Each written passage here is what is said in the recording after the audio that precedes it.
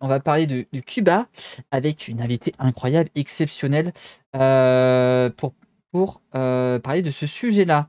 Donc avant ça, on va sans transition aucune, je vais vous la présenter. Allez, un, 2 et 3. Oh là là, incroyable, elle apparaît. C'est magique. Du coup, on va réactiver normalement, ça, comme ça on doit l'entendre. Bonsoir. Et comment tu vas du coup, Yannette? Ça va très bien. Beaucoup mieux maintenant que je suis avec vous.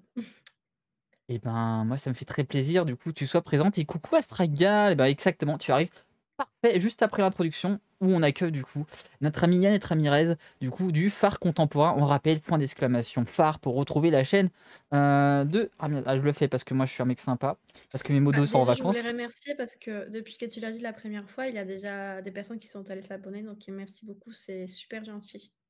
Eh ben, avec grand plaisir, hein, mais ça me fait extrêmement plaisir, bien sûr. Il faut donner de la force, il faut partager, faire partager la force pour faire valoir la culture et valoriser le patrimoine, l'art, la connaissance, je ne sais pas quoi moi, tout, tout, tout, pour partager, hein. Le partage, c'est la clé, heu, la préservation, de ces éléments-là qui sont très importants pour se rappeler. On se rappelle ici, on a quand même un principe, si on sait où l'on va quand on sait d'où l'on vient, donc c'est important. Son est bas. Ah! Et coucou la pensée de derrière. Ouais, c'est ce que je disais, le son de Niaise, je trouvais qu'il était un peu bas. Je sais pas si tu peux encore l'augmenter de ton côté. Moi, je vais Bah, regarder. là, je suis vraiment au max là. Alors, alors, on va essayer de trouver une solution. Parce que moi, je t'ai mis à fond sur mon truc. Sur ma barre, t'es Je peux aussi à fond. m'approcher. Alors, est-ce que je peux faire quelque chose? Euh, alors, est-ce que je peux faire ça? Alors, tac, tac. On peut faire ça. Alors là, normalement, tu Est-ce que parles. c'est mieux pour vous? Est-ce que c'est mieux là? J'ai augmenté le son Est-ce que encore. c'est mieux pour vous? Voilà, c'est de faire et bonjour du Quatal le chat, j'espère que tu vas bien. Je suis en lurk, dès que je peux sortir du lurk. Eh ben, pas de souci.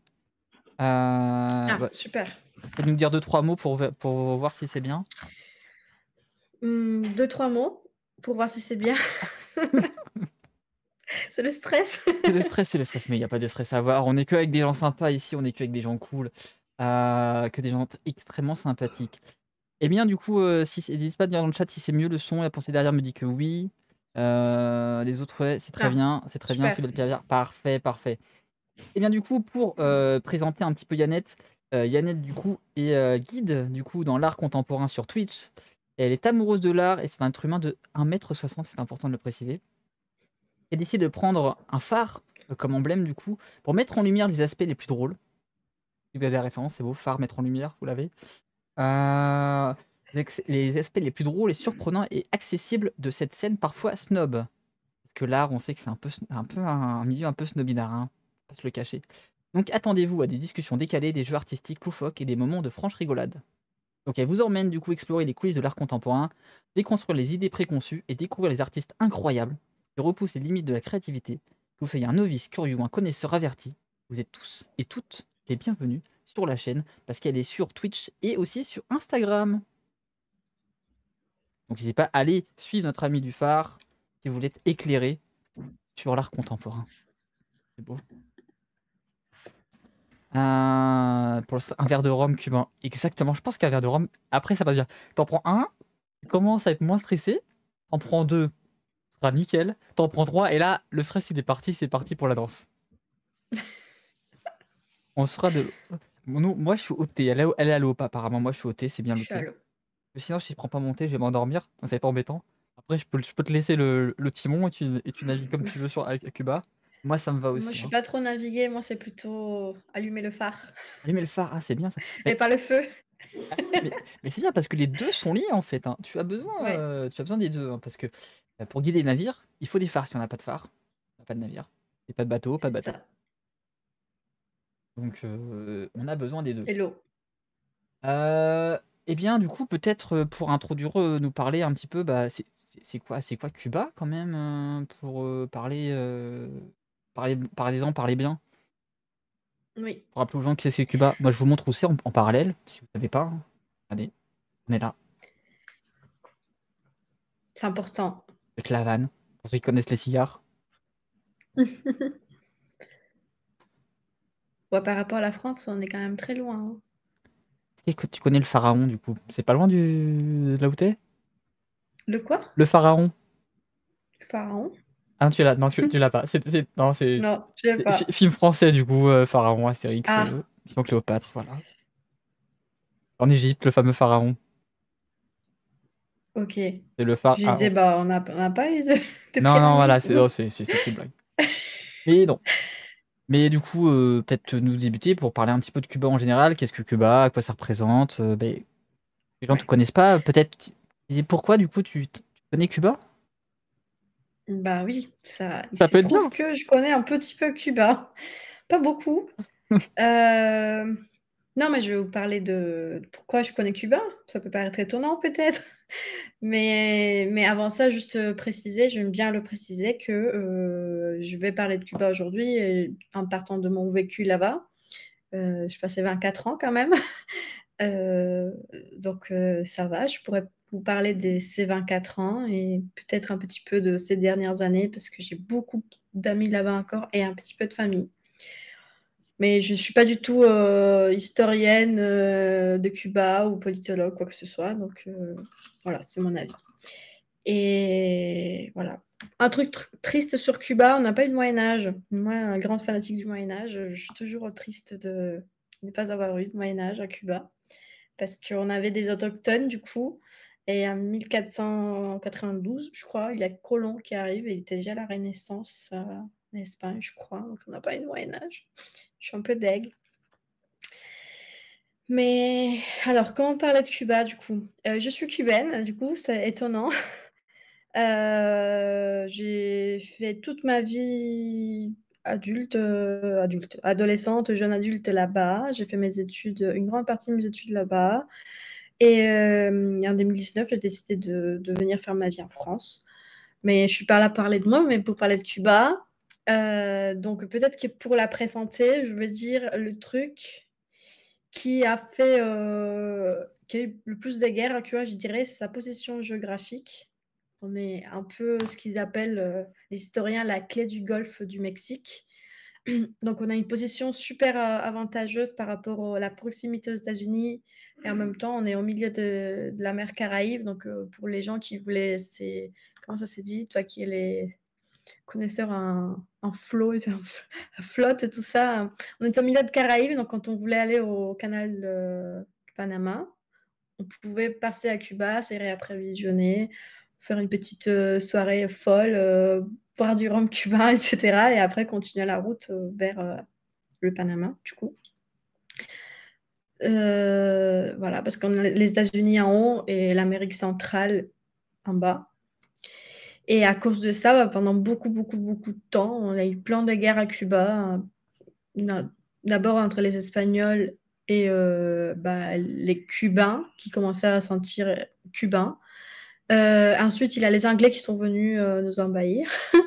Et après, il y a eu les Américains et c'était la folie. Voilà. Ça s'est un peu stabilisé en 1959 avec Castro, mais ça, on pourra peut-être parler plus tard. Mais ça, c'est un truc trop cool de Cuba, sa position géographique qui fait qu'on a un climat un peu de rêve. Mais en même temps, pendant des années, des années, des années, on a eu beaucoup de conflits. Je sais pas si je peux dire Ouais, d'autres bon, on nous choses sur parlait ça. justement de la baie des cochons aussi, justement. Tu parlais de Ouais, Castro, baie des cochons, Castro, deux petits événements qui sont un peu liés pour l'arrivée au pouvoir de Castro, parce qu'on rappelle le régime qui est quand même le régime qui était encore en place aujourd'hui, la fameuse République socialiste, qui était même pas socialiste à la base, c'est Castro qui l'a rajouté après, et c'est qui est ça. encore un régime socialiste, communiste, un parti unique. C'est ça. Donc Fidel, il arrive en 59 et c'est marrant parce que tout le monde dit, et même moi en fait, jusqu'à je sais pas quel âge j'ai cru ça, à quel point c'est inscrit dans notre imaginaire. On nous dit en 59 il y a eu Castro et c'est tout. Mais en fait non. En 59 on a eu un président. On a eu même deux ou trois présidents avant Fidel Castro. Il était tout simplement Premier ministre parce qu'il n'était pas destiné à faire ça. Il était évidemment le leader pendant qu'il s'est battu dans les montagnes et tout, mais après, on a eu des précédents. Et petit à petit, il les a un peu écartés. les uns et les autres. Et c'est toujours en fait son frère qui est à la tête du seul parti de Cuba, pour le Parti communiste. Et maintenant, il y a un autre président, mais c'est le parti qui prend les décisions. Je pense que c'est un peu pareil partout, hein. Le parti qui est au pouvoir, c'est un peu... bah, c'est lui qui a le pouvoir en quelque sorte. Et du coup, il y a eu la baie de cochon, effectivement. Donc, les Américains, entre guillemets, ils ont voulu venir se réapproprier de ça, mais bon, ils n'ont pas gagné, carrément, parce que au début, il a fait beaucoup de choses positives, mais vraiment beaucoup de choses positives. Il y a eu une campagne d'alphabétisation. Il y en a une grande partie de la population cubaine qui ne savait pas lire ni écrire. Et Fidel, il a mis ça en place quand il est arrivé. Et il y a eu dans les 2-3 premières années, il y en a eu beaucoup, beaucoup de mesures positives et sociales aussi. Positives socialement parlant. Et bah, du coup, ça fait que quand la bête cochon est arrivée, bah, il avait tout le soutien du peuple. Et bah, ça s'est bien passé pour lui. On nous parlait justement, il y a une anecdote là qui était sortie. C'est que je suis tombé sur une émission que J'irai dormir chez vous à Cuba hier, et c'était bizarre car les habitants un peu racisés ne voulaient pas parler avec Antoine car ils disaient qu'ils pouvaient avoir des ennuis avec la police. Environ vers 2008, beaucoup de délations apparemment et de surveillance. Donc on parle d'un parti Oui. unique, communiste, qui est mis en place par Elle est trop Castro. bien cette émission en Voilà. plus. Aujourd'hui, c'est un petit ça, on est encore dans cet état de pensée-là et de ce mouvement-là. Ouais, ça arrive vraiment très très très loin. Pour te mettre un exemple, j'ai une copine cubaine qui habite en France depuis 4 ans comme moi, et elle a son compagnon qui est français. Ils ont allé en vacances à Cuba, et quand ils sont allés à la ville de naissance de ma copine, il n'avait pas le droit de rester chez elle. Imagine à quel point ça arrive. Voilà, les étrangers ils n'ont pas le droit de rester dans les logements de Cubains, même si c'est de la famille, parce que là, c'est son compagnon. Et du coup, elle l'a fait. Et elle risquait à tout moment que le voisinage, du coup, porte plainte et qu'elle se prenne une amende. Là-bas, il y a quelque chose qui s'appelle, ça m'a fait rire parce que j'ai jamais vu ici, mais dans le sud de la France, j'ai déjà vu à 2 ou 3 endroits. C'est des petits panneaux qu'il y a dans les villes, tu me diras comment ça s'appelle, et c'est marqué comme quoi le voisinage surveille, un truc comme ça. Ouais, c'est vraiment dans le sud-sud, du côté de Pays Basque, tout. Ouais, j'ai pas d'idée de comment ça s'appelle je vois très bien le panneau. Ouais, avec des petits bon, enfin, c'est un truc, bon, j'imagine que c'est pour les gens qui font des petites bêtises dans la rue et cetera. Mais là-bas, du coup, c'est toute une organisation, ça s'appelle le CDR, donc Comité de défense de la révolution, et ça fonctionne dans ce qu'on appelle en espagnol una cuadra. Ça, c'est quelque chose qui n'existe pas en français, voilà Ouais. un mot. Quadra, c'est ce qui va dans une rue, c'est ce qui va d'un coin à l'autre de la rue. Voilà. Ouais. Donc chaque truc comme ça, c'est un CDR. Et bah, du coup, là, c'est censé, il y a un chef de CDR, il y a un chef de surveillance dans le CDR. Et par exemple, là-bas, il n'y en a pas le concept d'entretien d'embauche, ni de CV, ni de rien, tout ça. Quand tu vas avoir un travail, il y a une personne qui vient dans ta rue et qui va voir cette personne et s'assoit avec elle. Et alors, comment il est dans la rue? Est-ce qu'il vient en réunion? Est-ce que c'est un bon citoyen?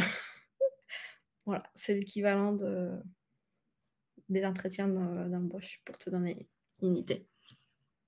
Ou pas, c'est des trucs voisins vigilants Oui, qui a beaucoup en c'est campagne ça. au nord et tout. Ouais. C'est ça.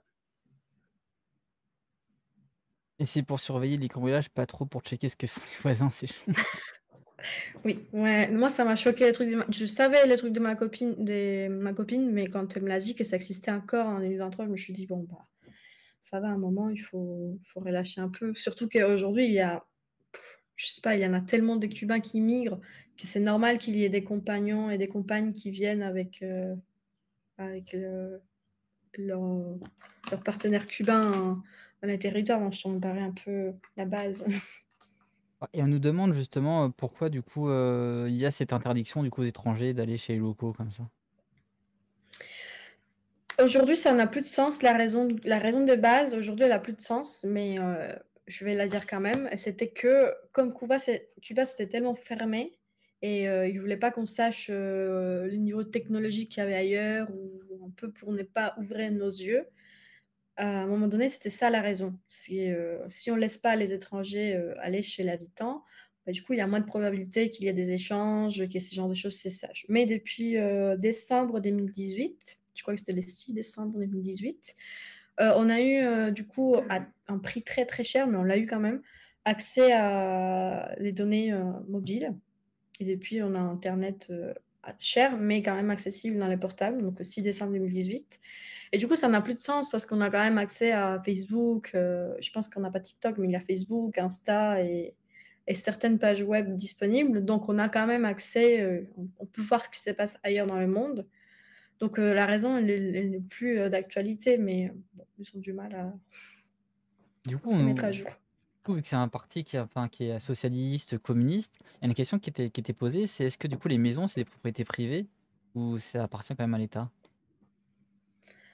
Dans la loi, je ne saurais pas te dire. Tu peux quand même vendre ta maison, ça c'est sûr, je peux te le garantir.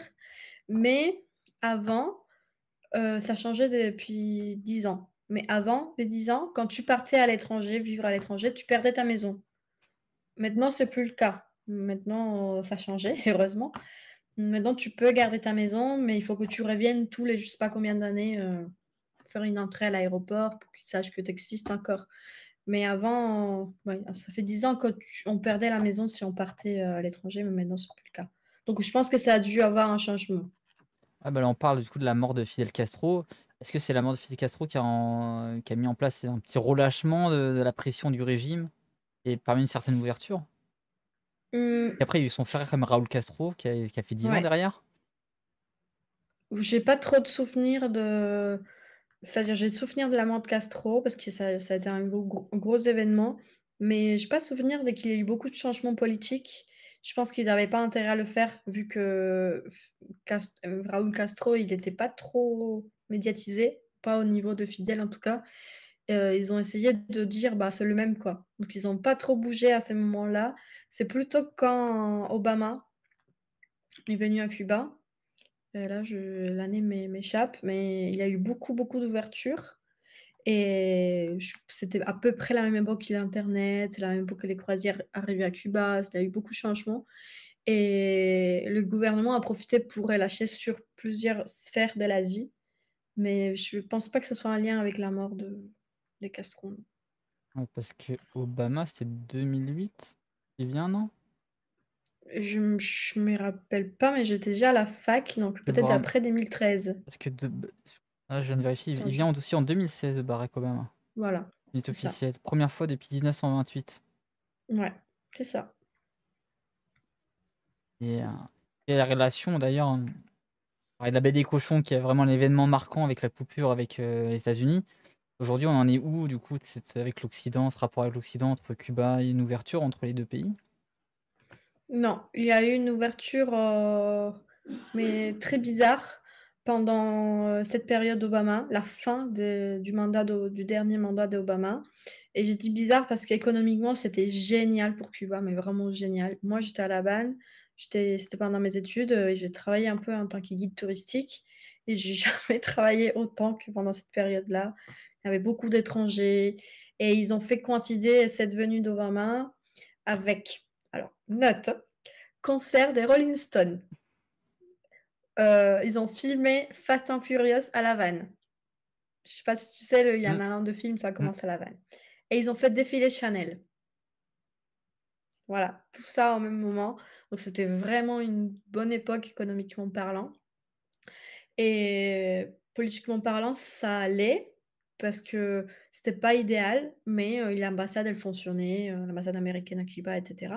Et puis quand Trump est arrivé, il a tout arrêté, il a fermé l'ambassade américaine à Cuba. Donc c'était vraiment le bordel. Et maintenant, bah, j'ai l'impression qu'avec Biden, ça va très lentement, mais vraiment très très très lentement. D'ailleurs, on parlait, c'est un État qui reste encore socialiste, communiste. Est-ce que ils ont des vraies élections? Alors non, je n'ai jamais voté pour le président de mon pays, c'est-à-dire de la façon dont vous les faites, je n'ai jamais fait. Il y a des élections et on doit voter pour la personne ce que j'expliquais tout à l'heure, de la rue. cette personne de la rue, elle va voter avec les autres chefs de la rue pour le quartier, et ainsi de suite, jusqu'à arriver au plus grand truc. Et donc, c'est jamais les citoyens de à pied qui arrivent là-haut. Ce qui permet qu'il y ait un nombre très petit des gens qui ont des idées un peu différentes, qui arrivent vraiment à voter pour le président. Ouais, parce que je vois, avril 2023, Miguel Diaz-Canel, là, qui a été réélu avec 97,66% des voix. Donc, ça peut donner une idée Oui, du taux de, du taux de oui, c'est liberté des ça. élections. Parce que c'est pas nous, en fait. En fait, dans leur tête, ce qu'ils expliquent, c'est que cette personne que moi, je vais élire au niveau de ma rue, elle va porter ce que moi je veux. Mais c'est impossible déjà qu'elle est dans une même rue, tout le monde pense pareil. Donc, Ouais, mais avec voilà. 97%, je pense que on n'est pas trop dans une liberté politique pour un renouvellement ou laisser place à l'opposition, quoi. Enfin, c'est ça. Parce que du coup, est-ce que... Ouais, parce que c'est toujours du coup le même parti politique qui est au pouvoir depuis C'est toujours le même, 69. ouais. Parti communiste de Cuba, PCC. Ouais. Mais il existe d'autres partis, des vrais partis ou... Non. Non, à Cuba, non. Il y en a des exiliés qui ont créé des partis à l'extérieur, mais c'est vraiment. J'ai pas envie de dire que ça sert à rien, mais en fait, ils sont pas reconnus par le gouvernement cubain, donc ils peuvent rien faire au niveau du pays. Ça, j'étais en train de regarder, du coup, candidat unique. Ouais. Voilà, Oui. ça donne une idée de la liberté d'expression, du coup, sur en temps politique. On est Non, bien. non, ça. Ouais. Mais du coup, C'est même ridicule si tu réfléchis à ça. ma question qui vient là-dessus, c'est qu'on voit que c'est quand même un pays qui est encore extrêmement fermé. Toi qui as vécu 24 ans là-bas, comment t'as ressenti ça? Est-ce que tu t'es senti vraiment opprimé par le politique, par la situation? T'as cette sensation d'être brimé, d'être avoir manque de liberté? Enfin, comment c'est vécu du coup par la population sur place? On va dire qu'il y a dès qu'on est très petit, mais vraiment très petit, on nous apprend à faire gaffe à ce qu'on dit. Euh, pour te mettre un exemple, pour avoir la carrière universitaire, il faut avoir certains points, pas que les notes. Et dans ces points-là, c'est tenu compte ta participation politique à certains événements, genre les 1er mai, etc., où c'est obligatoire.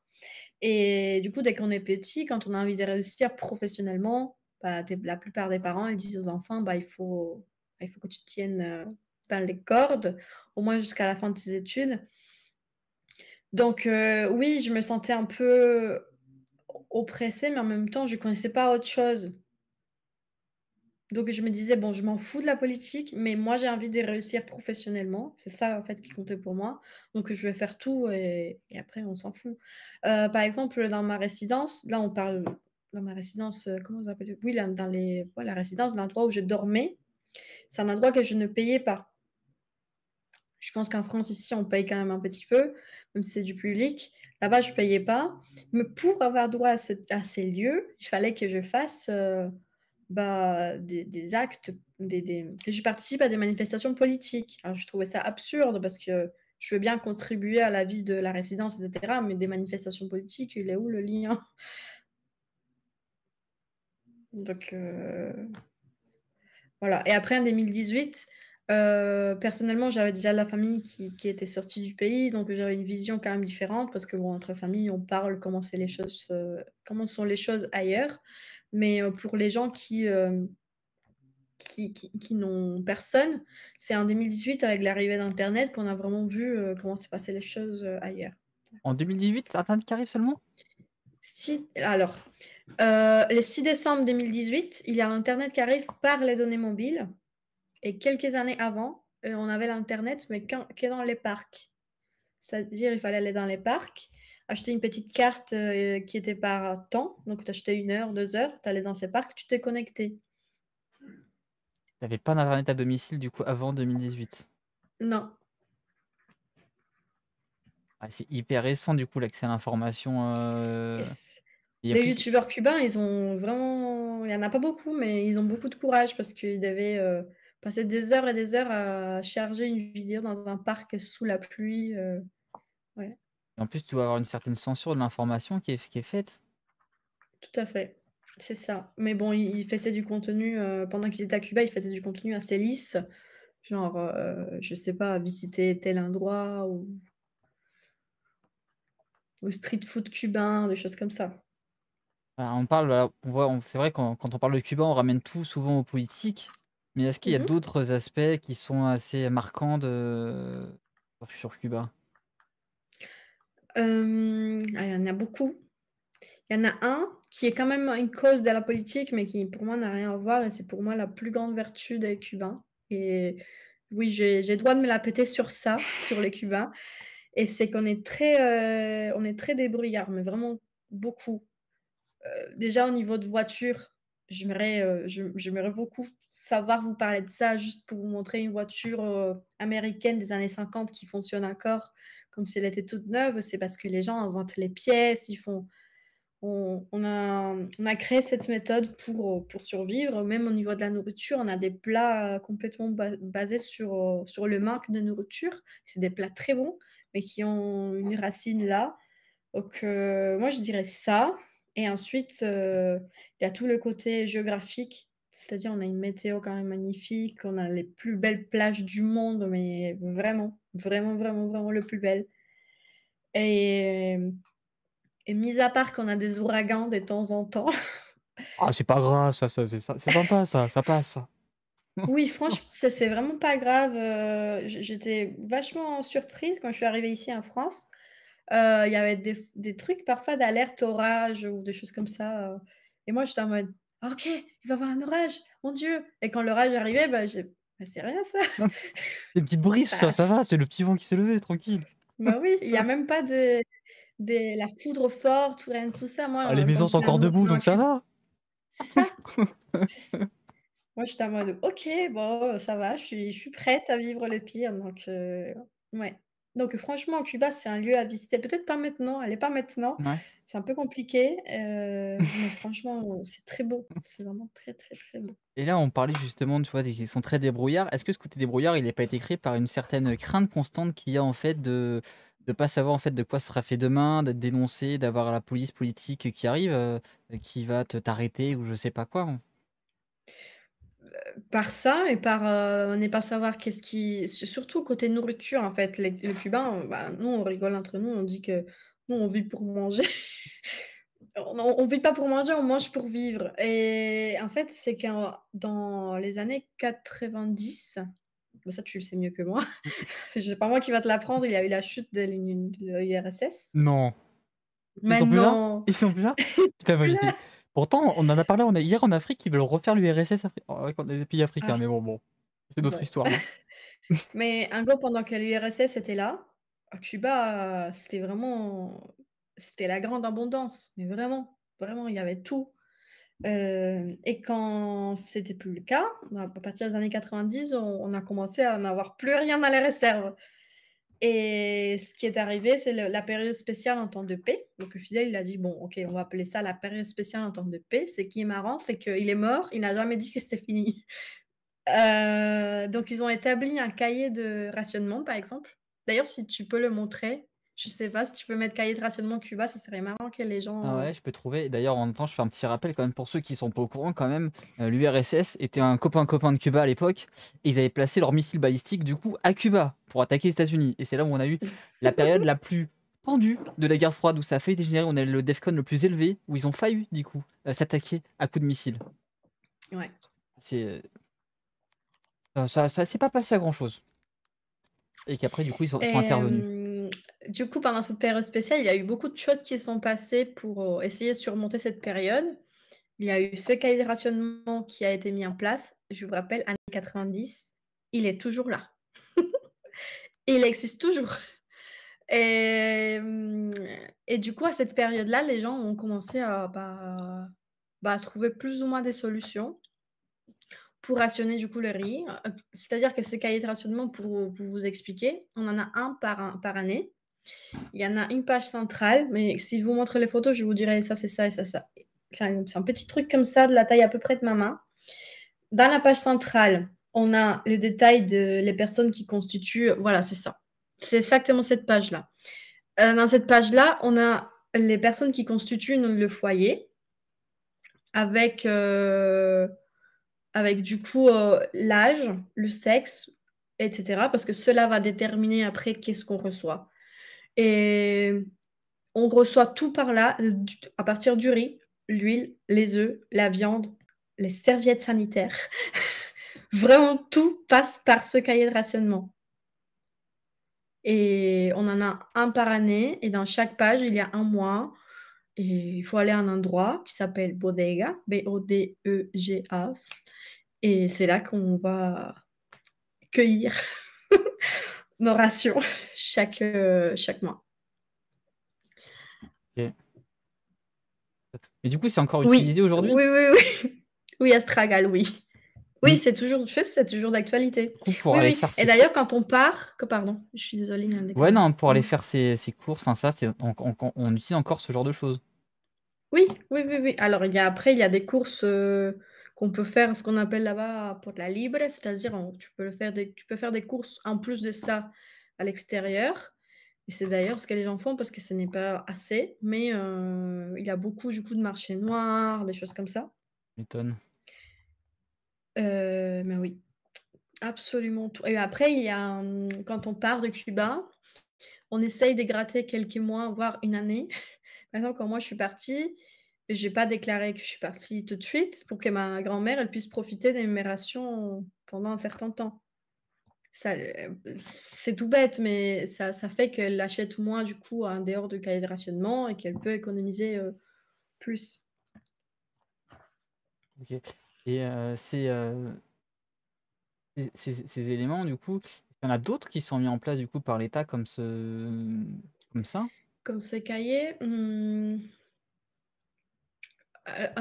niveau de la nourriture et tout ça, je pense pas. Je pense que c'est vraiment les cahiers de rationnement. Parce Ah que si, il y a quoi qui est rationné dedans? Il y a la nourriture, il y a la nourriture, il y a les, comment ça s'appelle ça? Les pour allumer le feu, les allumes-feu, les allumettes, les allumettes, ouais. hem, donc tout ce qui est nourriture, c'est là.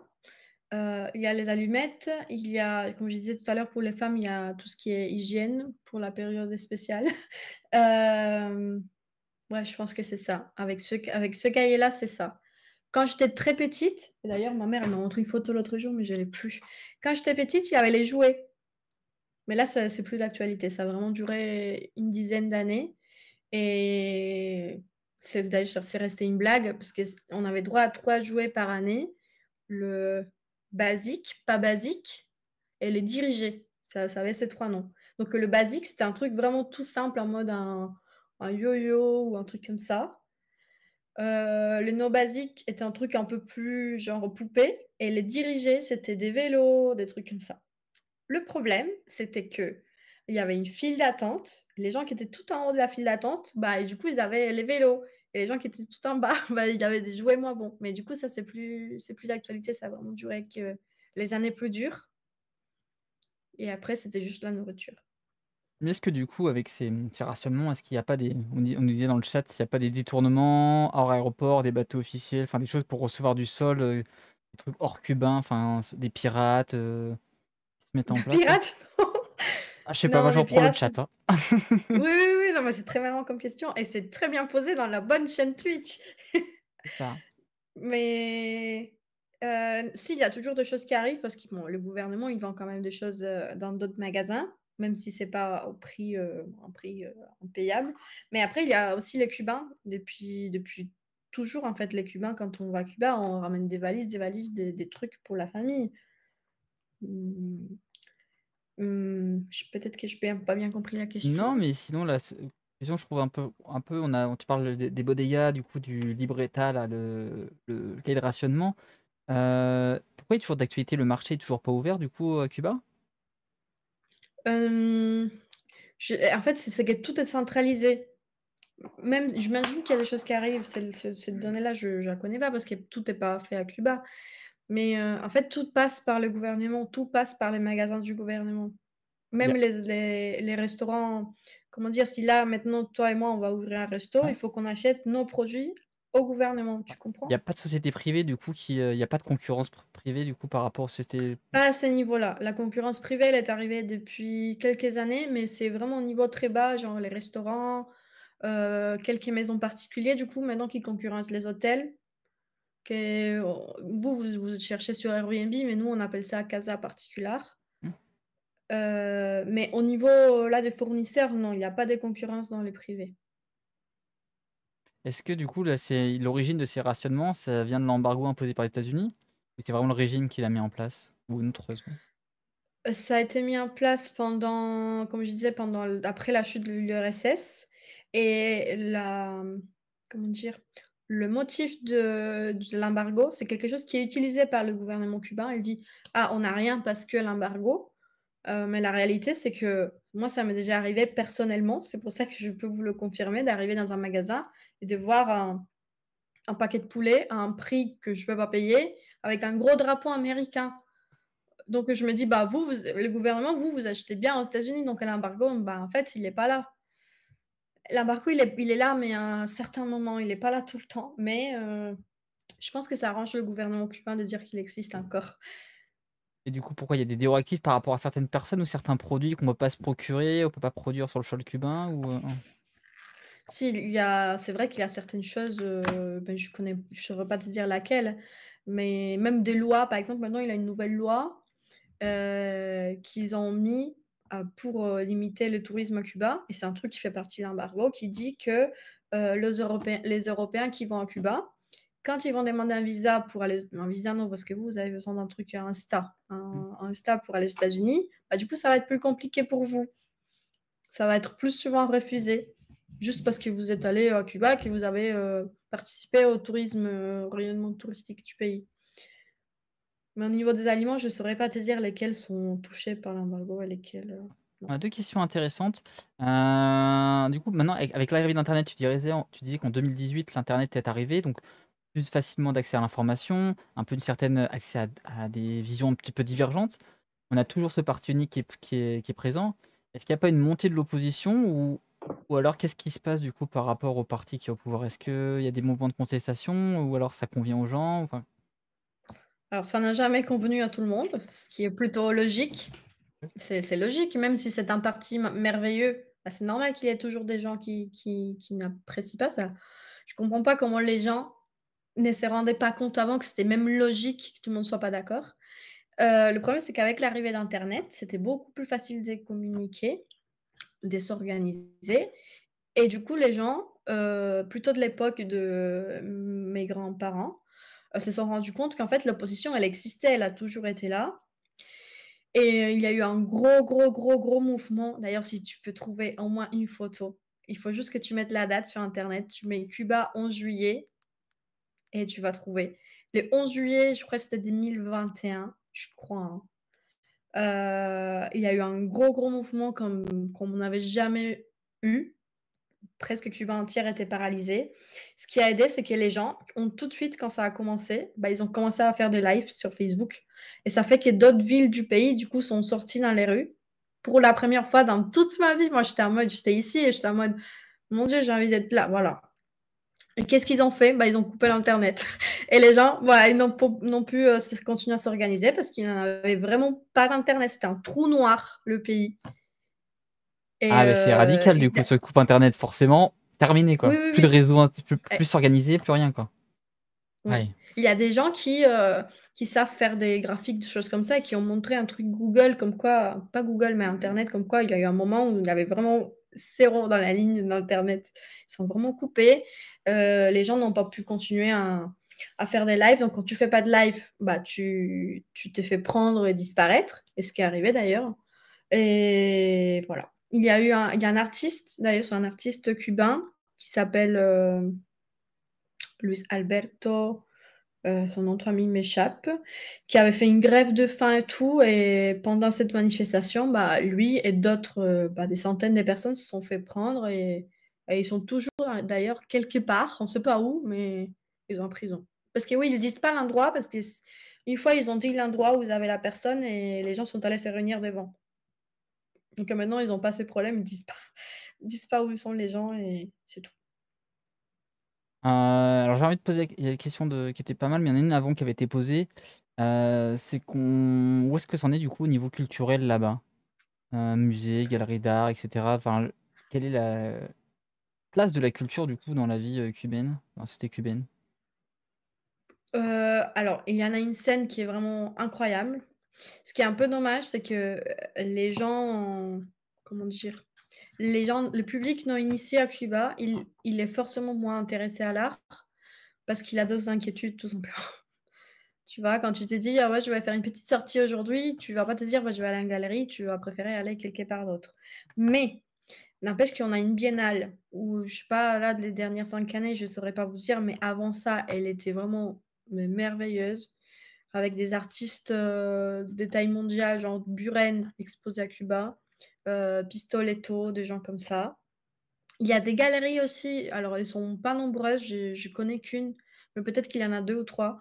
Il y a des galeries, par exemple Galleria Continua, qui existent ici en France et qui a des galeries dans 7 pays du monde, dont Cuba, qui sont installées là-bas et plus récemment, il ça fait partie des business privés qu'on a le droit d'avoir. Je vous parlais tout à l'heure des restaurants et des hôtels boutiques dans les maisons, bah, les galeries, ça fait partie aussi, des choses qu'on peut avoir. Elles sont pas non plus très nombreuses avec ce régime-là, mais ça existe et on a des très, très, très, très bonnes écoles d'art aussi, que ce soit dans les côtés cinéma ou côté art plastique et ce qui est dommage, c'est que la plupart des artistes, bah, ils finissent par partir, malheureusement, parce que bon, il faut pas se mentir, pour être artiste, il faut du truc très simple, il faut des pinceaux, il faut de la peinture et c'est difficile à trouver là-bas, donc il y en a beaucoup qui finissent par partir.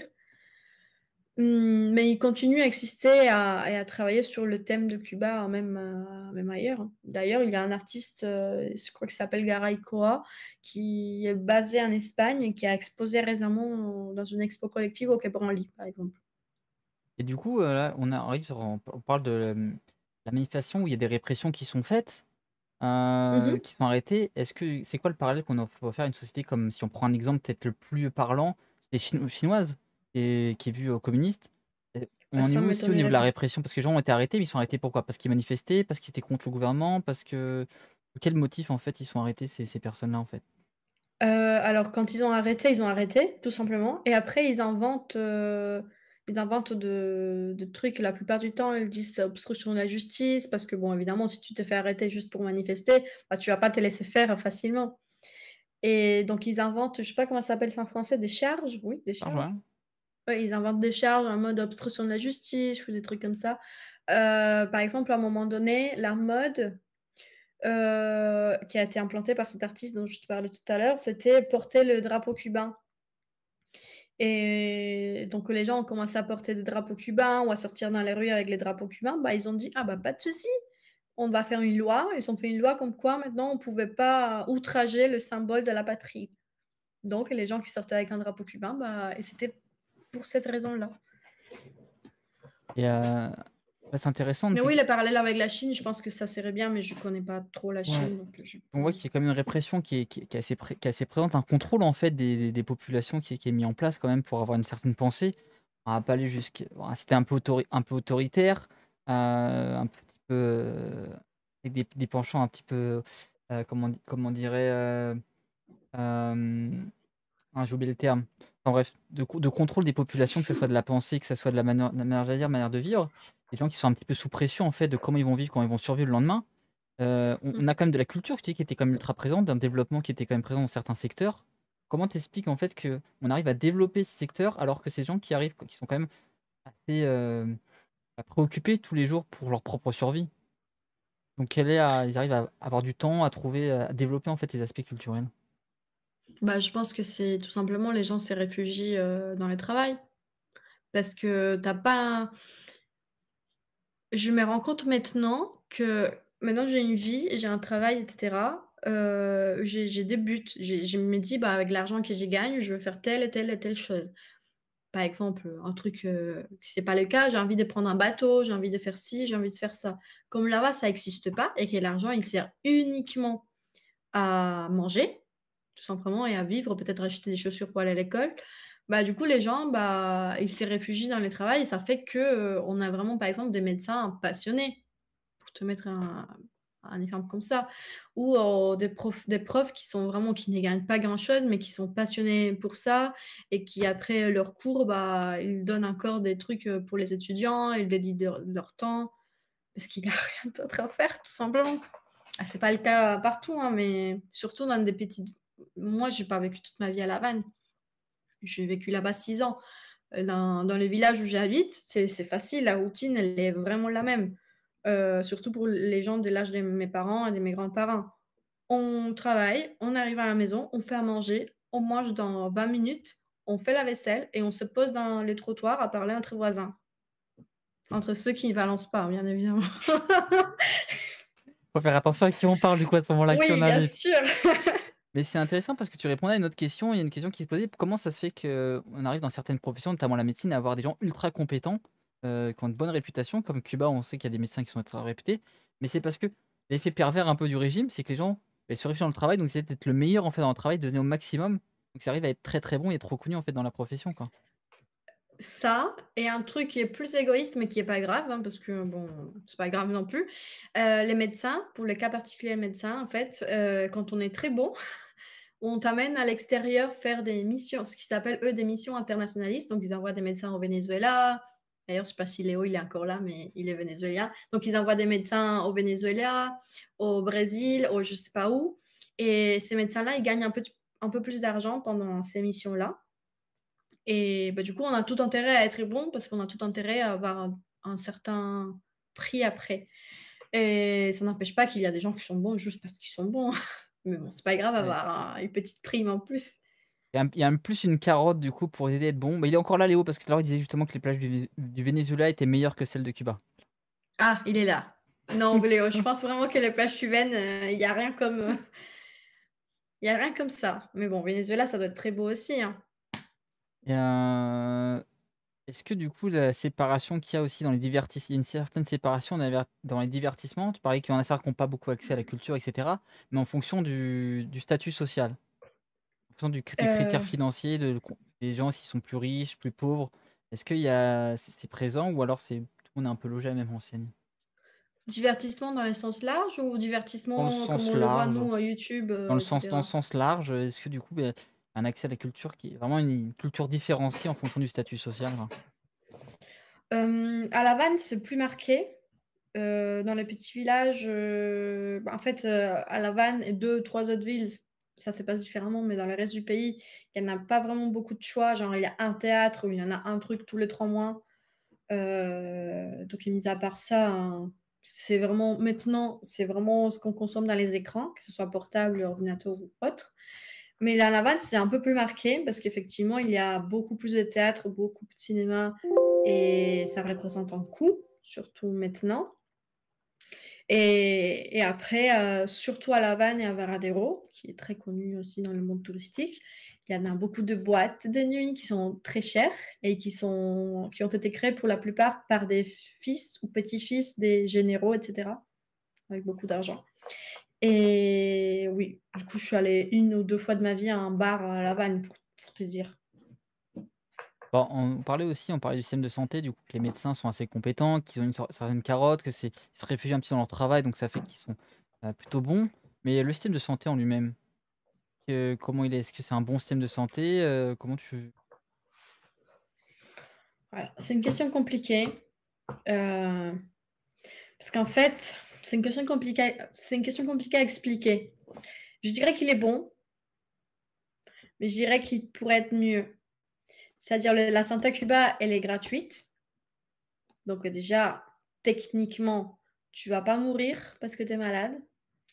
Mais, en fait, si tu n'as pas un ami qui est à l'intérieur de l'hôpital où tu vas, bah, ça se passe beaucoup moins bien pour toi.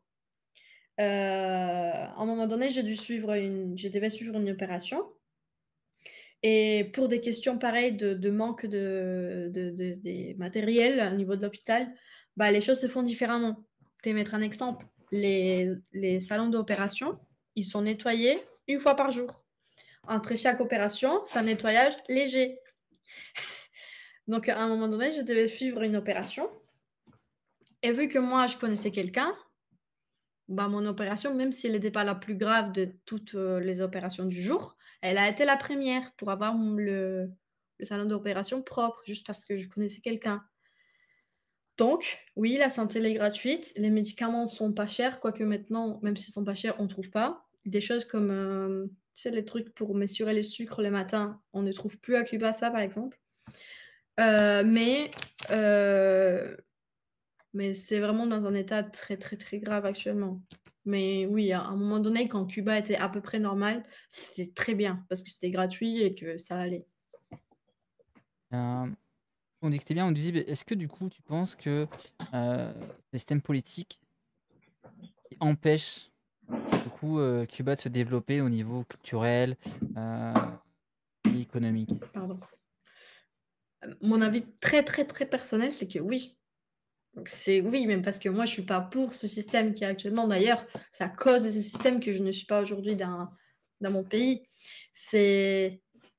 Il faut se dire que depuis que j'ai 5 ans de ma vie, tout ce qui m'arrive de triste, pour moi, c'est à cause de ce système. Genre, quand j'avais 5 ans, mon père, il est parti du pays parce que c'était tellement galère qu'il a dit, bon, c'est pas grave, je vais partir. Et comme ça, je vais après appeler toi et ta mère et on va vivre une vie meilleure ailleurs. Mon père, il est parti et il était au milieu de démarches pour le faire. Et Cuba, qu'est-ce qu'il a fait? Bon, ils ont sorti une loi qui dit, bon, tout Cubain qui ne rentre pas dans les territoires avant le 12 mois d'être à l'extérieur, bah, il n'a plus le droit de rentrer. Et mon père, il a dit quoi? Bah, j'ai une fille de 5 ans, j'ai peut-être envie de la voir grandir.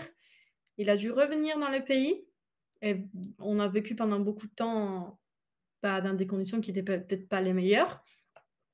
Et après, à chaque fois que mes parents ils devaient faire un sacrifice et partir quelque temps pour aller à l'étranger. Pour moi, tout ça, en fait, c'est la faute de Cuba. Aujourd'hui, si j'étais dans le milieu de l'art à Cuba, déjà qu'en France, c'est très mal payé la culture, bah, à Cuba, je n'y vivrais pas, tout simplement. J'aurais dû continuer dans le tourisme comme j'étais avant. Et là, tu parles justement du contrôle du coup, de ton père qui a été obligé de rentrer du coup au pays. Mais par exemple, toi, tu as pu partir. Est-ce qu'il y a un contrôle pour éviter en fait une fuite des Cubains parce qu'ils se rendent compte que le système est compliqué, qu'ils n'arrivent pas à survivre en fait? Avant, oui. Quand je suis partie en 2019, il avait cette loi de mon père qui était 11 mois, elle avait été prolongée à 24 mois quand je suis partie en 2019. Et avec le Covid, ils ont dit que c'était le Covid, hein. Avec le Covid, ils ont enlevé les 24 mois et maintenant, je pense que c'est illimité. Et je pense qu'il faut payer un truc quand tu rentres, mais en tout cas, tu as le droit de rentrer. Et ils l'ont fait parce que depuis le Covid, il y en a énormément, mais énormément de gens qui partent. C'est du jamais vu. Bah, on va le voir d'ici quelques années. Tout le monde part. La population, elle est en train comment ça se dit? Vieillissement massif parce que les jeunes partent. Ceux qui restent, bien évidemment, n'ont pas envie de procréer, tout simplement, parce que c'est compliqué. Et, et du coup, bah, c'est triste. Moi, actuellement, de ma famille à Cuba, il me reste que mes deux grands-mères pour te dire à quel point tout le monde est parti. Et merci Léo du coup pour le follow. Merci beaucoup à toi. Tu montes dans les cordages d'histoire. Tu peux dire Marzou, ça suit une moussaillon. Tu as ta carte, ta boussole pour maintenir le cap sur le flou de la connaissance. Donc n'hésitez pas les amis, si vous avez un follow qui doit. N'hésitez pas à follow. Ça fait plaisir, ça soutient la chaîne. Cool. Et du coup, avec ça, on dit que c'est quand même assez fou de devoir payer pour rentrer, mais ça incite pas du coup les gens à revenir en fait. Déjà, les gens Non, partent parce qu'ils ont des conditions difficiles, et quand ils reviennent, on leur demande de payer. ça les intéresse pas. Je te jure, ça les intéresse pas. Non. Je pense qu'ils ont tellement galéré à contrôler la situation depuis le 11 juillet là, que je te montrais tout à l'heure, que là, actuellement, je me dis, hein, c'est pas possible autrement, mais je me dis que eux, leur intérêt, c'est que ceux qui restent, ceux qui sont d'accord, comme ça, bah, ils n'ont plus rien à gérer. Et nous, on a une mentalité qui est peut-être pas compréhensible pour les Européens ou le Français, j'en sais rien, parce que j'ai déjà dit ça ailleurs et je me suis fait assassiner. Mais on a une phrase qui revient tout le temps, en mode ça n'a jamais changé, pourquoi ça va changer maintenant? Mais du coup, est-ce qu'il y a des mesures pour empêcher les gens de partir? Ou alors en fait, comme Non, tu dis, non. ils vont laisser partir tous les gens qui sont pas d'accord. Comme ça, en fait, ce qui vont rester, ceux qui sont soit d'accord, soit obligés en fait d'accepter en fait. Donc pour limiter en fait l'opposition quoi.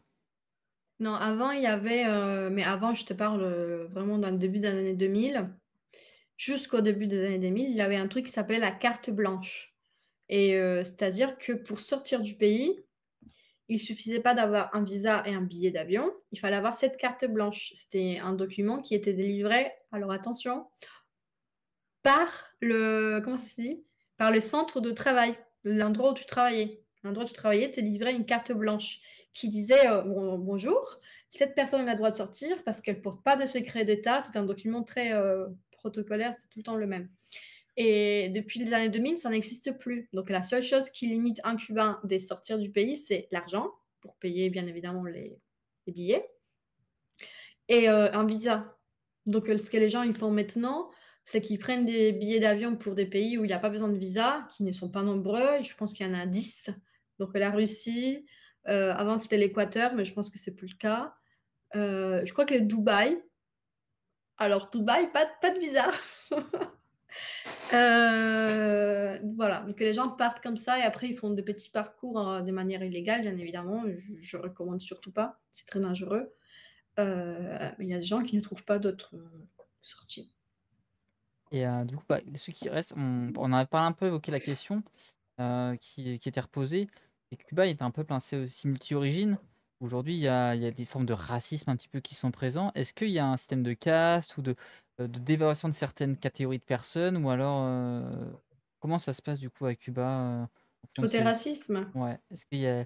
C'est un peu en Inde où il y a des castes, tu vois, en fonction ouais. de ton statut social ou alors de ton genre, enfin de ta race, entre guillemets, ta couleur de peau, enfin, etc. Est-ce que c'est des choses qui sont prises en société cubaine, quoi? Je dirais que les nouvelles générations, peut-être une génération avant la mienne, à partir d'une génération avant la mienne, je pense qu'il y a vraiment presque pas de racisme. Euh, D'ailleurs, il y a une expression dans la langue populaire qui dit celui qui n'a pas de Congo a de Karabali. Congo et Karabali, c'était deux ethnies d'autochtones mélangées avec les personnes mises en esclavage. Tu vois, j'utilise maintenant le bon terme. Avec les personnes mises en esclavage qui ont été rapportées par les colons. Mais c'est triste de le dire, mais dans les générations les plus anciennes, il n'y a pas de racisme, peut-être au même niveau qu'aux États-Unis, mais c'est quand même du racisme dans des expressions, par exemple, quand un couple mixte, quand il y a la personne plus claire, si on veut, du couple mixte, et la famille elle commence à dire des expressions que je n'ai pas envie de répéter, mais que c'est des expressions clairement racistes, quoi. Et pour éviter que le couple se solidifie, tout simplement. Mais ça, c'est surtout les générations plus anciennes. Mais il n'y en a pas ce racisme comme ça dans la rue, au niveau de la police, tout ça, ça n'existait pas, heureusement. Donc voilà, côté positif. Il y a quand même des côtés positifs, c'est bien. Bien sûr. On peut enchaîner là-dessus. Quels sont du coup les côtés positifs qu'on a sur Cuba, des choses qui sont quand même à mettre en avant, qui sont sont un petit peu les forces de Cuba? Bah, je dirais la musique. On est quand même très, très, très, très, très, très prodigieux en musique. On a inspiré beaucoup, beaucoup de monde. Bah, hier même, j'ai vu que Rosalia, elle a repris. Rosalia Comaltura, je ne sais pas si vous connaissez. Elle a repris une chanson d'un Cubain. Il faut trop que je cherche cette chanson parce que j'ai envie d'écouter. Et elle a fait un cover. Bah, il y a même pardon, des musiciens français qui reprennent très souvent des rythmes cubains. Et puis, il y a beaucoup, beaucoup, beaucoup de musiciens cubains aujourd'hui très talentueux. Il y a un groupe particulièrement que j'apprécie beaucoup qui s'appelle Sima Funk. Il y a tout un mouvement de... Alors ça, vous n'avez pas de mot pour ça en français, parce que la traduction littérale, ça serait troubadour. Mais oui, c'est pas vraiment la même chose. C'est la nouvelle, du coup, Nueva Trova. Et c'est des gens tout simplement qui jouent la guitare et qui chantent en même temps. Donc c'est un peu de la poésie chantée. J'étais fanatique de ça quand j'étais adolescente. Et donc je dirais que la musique, on est vraiment très très très fort en musique.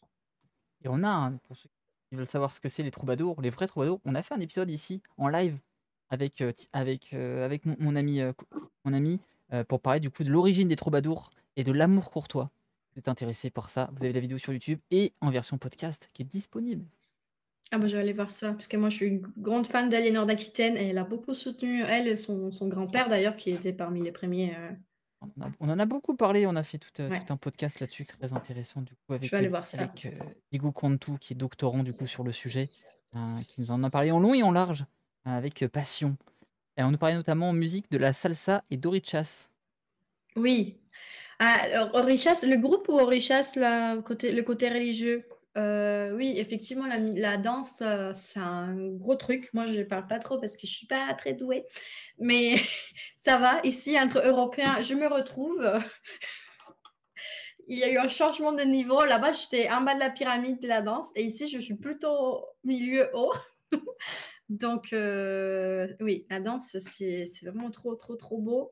Après, peut-être que c'est pas les mêmes codes ici en Europe que là-bas, parce que ici, parfois, la danse, elle est trouvée trop, surtout les reggaetons. La danse du reggaeton, pas la musique. Parfois, ici, elle est trouvée un peu trop vulgaire, peut-être. C'est un peu trop sexualisé à des moments. Et sinon, les Orishas, j'attendais de voir la réponse. Ah oui, les groupes, j'adore, j'adore. D'ailleurs, je pense que les groupes, ils n'existent plus ou qu'ils ont quand même des carrières en indépendant. Mais il y a l'une des personnes de ce groupe qui s'appelle Jotwell, qui est à l'origine d'une chanson, la chanson même a été en quelque sorte l'accélérateur de la manifestation de l'11 juillet. C'est une chanson qui s'appelle Patria y Vida, donc patrie et vie, comme l'opposé à la consigne de Fidel Castro qui était patrie ou mort. Patrie ou mort, patrie et vie.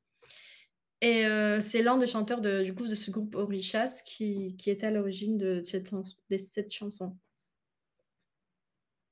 Euh, Est-ce qu'on a d'autres sujets du coup par rapport à ces domaines qui sont bénéfiques, du coup, positifs peut-être Cuba?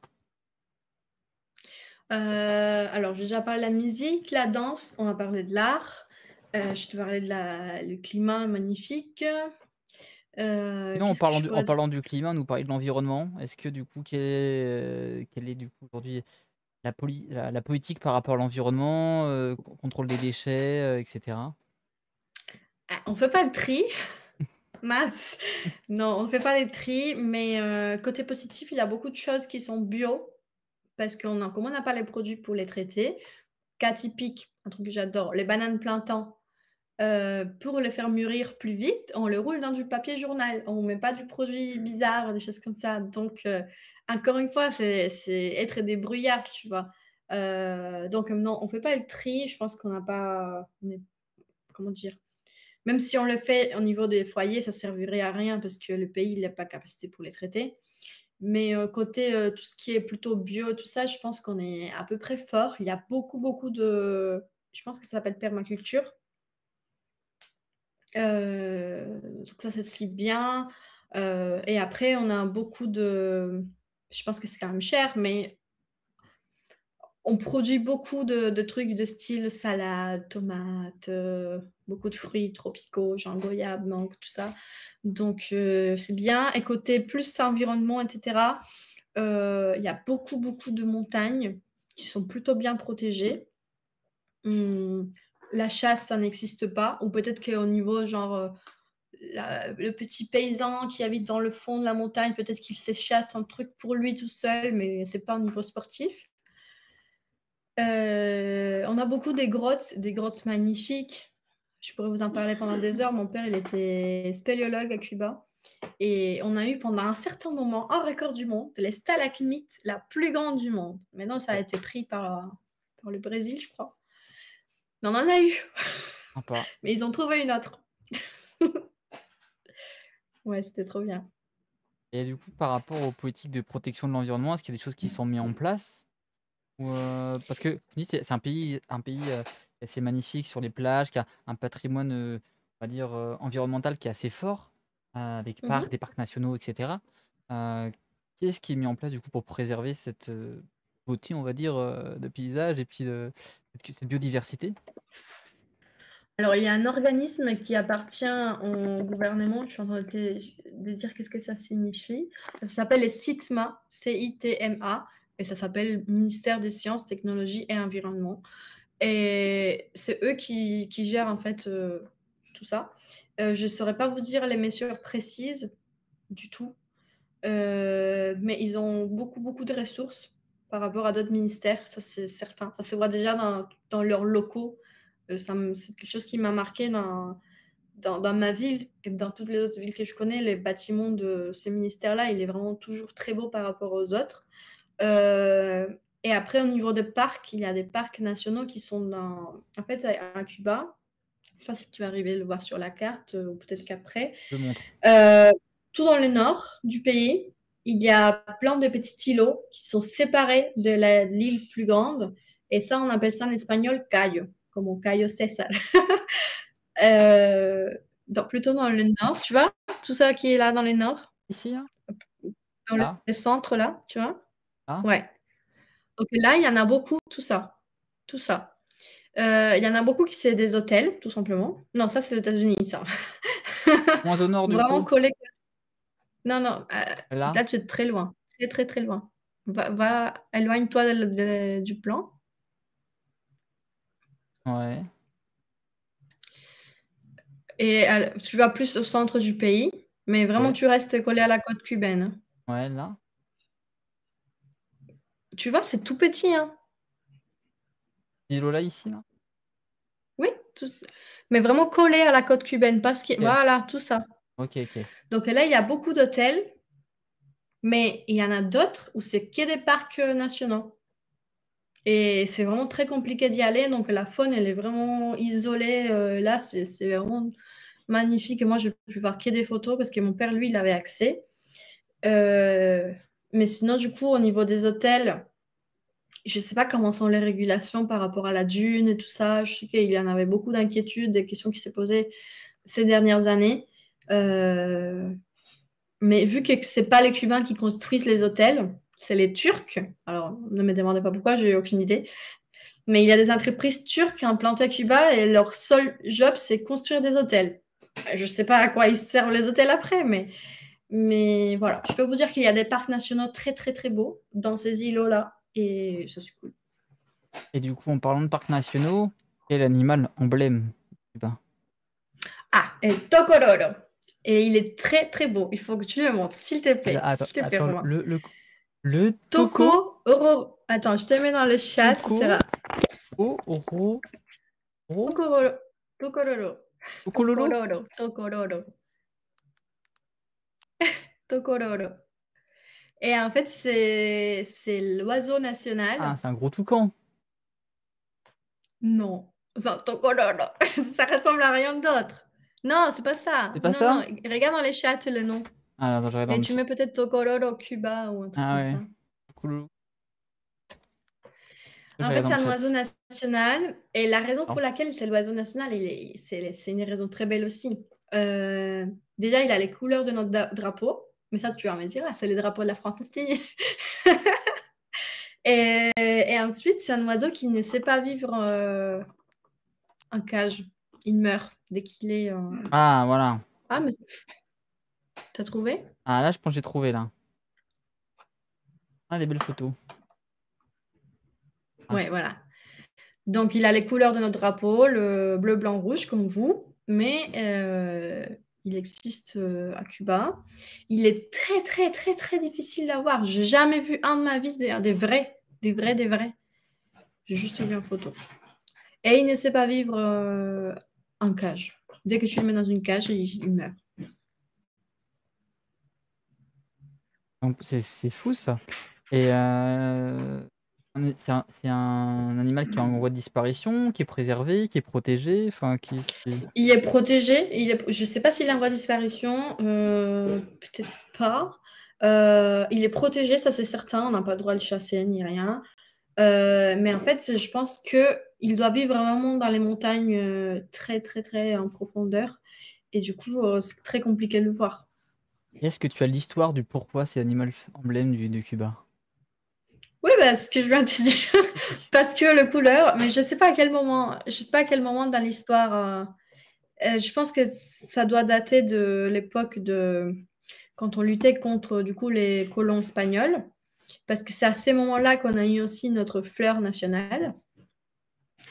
Et l'histoire de pourquoi on a la fleur nationale, elle est en rapport avec cette guerre contre l'Espagne. Donc je pense que l'oiseau, il doit dater de la même époque.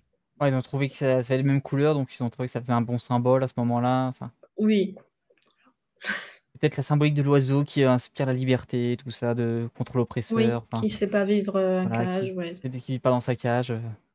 C'est d'extrapoler un peu. Il y a peut-être moyen. Ah. Et on avait une question qui était remontée un peu. On a dit qu'il y avait des beaux Mhm. locaux parce que politique éligible à des aides internationales ou c'était autre chose? Je n'ai pas compris, désolé. Je J'ai pense que tu regardé le parlais chat. Ah oui, oui. ouais. Et c'était quoi la question? Est-ce que du coup c'est parce qu'ils sont éligibles à des aides internationales ou c'était autre chose? Ah, non, je pense que c'est vraiment parce que vu que tout est centralisé dans le parti et dans les institutions comme celle-là qui appartiennent au parti, parce qu'elles sont institutions slash ministères, je pense qu'elles doivent recevoir beaucoup de donations et qui sont centralisées là parce que bon, tout ce qui est ONG, tout ça, c'est compliqué. Donc l'environnement, c'est forcément quelque chose qui intéresse tout le monde. Mais par contre, je ne pense pas qu'ils mettent l'argent en mauvais profit, hein. Je pense vraiment qu'ils l'utilisent dans tout ce qui est environnement, etc. Évidemment, ils se payent des bons locaux, mais bon, moi, je m'en fous tant qu'ils protègent l'environnement quand même. Pardon pour le bruit de la chaise. Voilà. Et du coup on parle des emblèmes. Du coup, quelle est la fleur? Alors, ça s'appelle, tu vas avoir du mal à trouver parce que ça a le même nom qu'un autre animal. Mariposa. Mariposa blanca. Ah Tu mets oui. fleur. Je l'écris dans le chat. Mariposa blanca. Comme ça, les autres. Vous mettez Mariposa blanca, fleur, Cuba, et vous allez. Ah mince, je l'ai divisé. Bah, il n'est pas divisé le mot. Mariposa. Et Mariposa, ça veut dire papillon. C'est pour ça que je Ah, t'ai dit que tu vas avoir du mal à. ah, je trouve un papillon, ouais.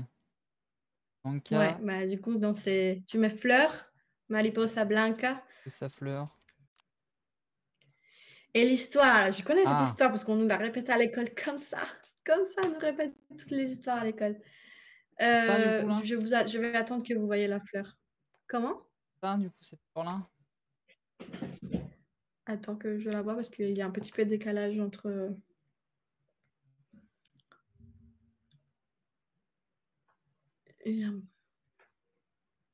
Je vois pas encore ton écran. Ah, parce que je suis un boulet, j'ai pas appuyé sur le bouton.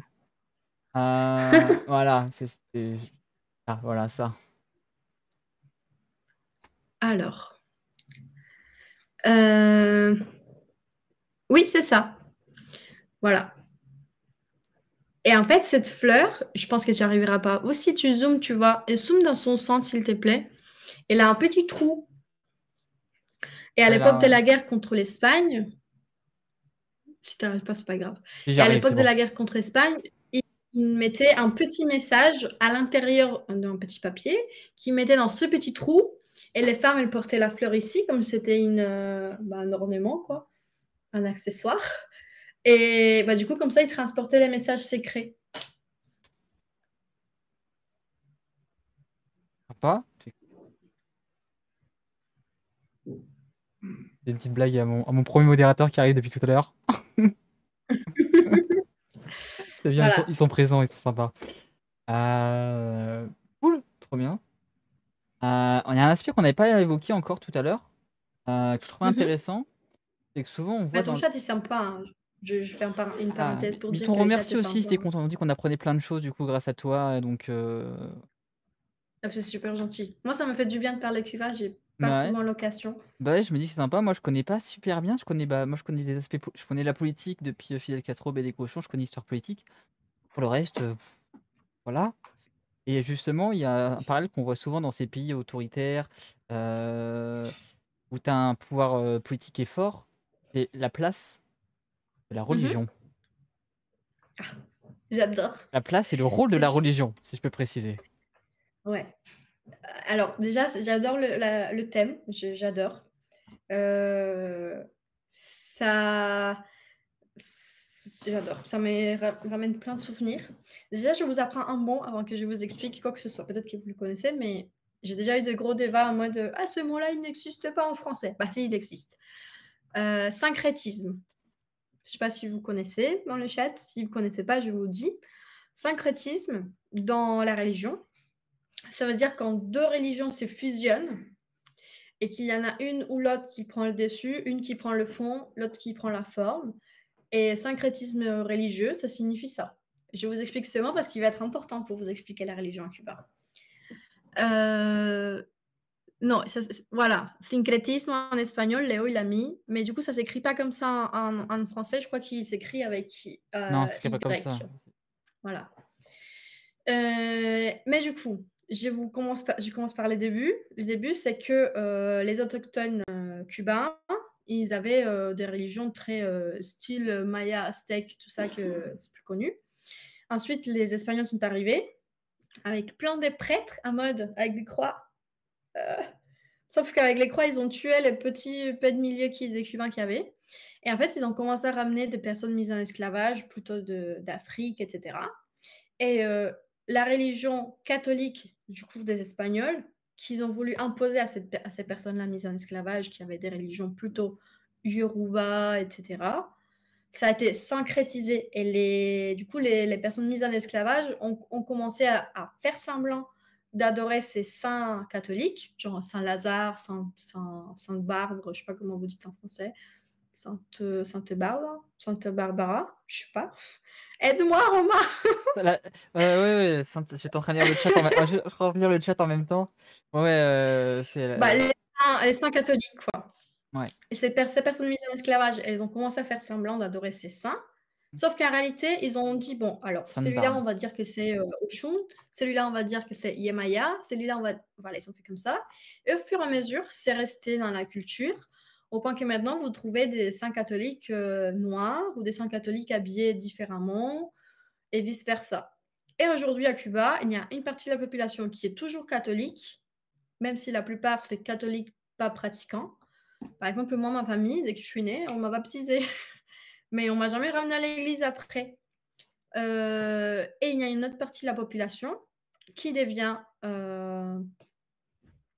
du coup, qui appartient, je sais pas comment ça se dit, qui s'est converti à une religion afro-cubaine, pour la plupart à l'âge adulte. Donc c'est à peu près comme ça. Mais est-ce que du coup, cette religion, elle est utilisée par l'État pour contrôler un petit peu la population? Non, je pense pas. Tout au début de la Révolution, donc en 59 à peu près, Fidel, il a vraiment fait la croix aux religions de manière générale. Pour t'expliquer, j'ai ma grand-mère paternelle qui a lutté pour que Fidel soit au pouvoir. Donc elle faisait partie d'un mouvement qui soutenait Fidel.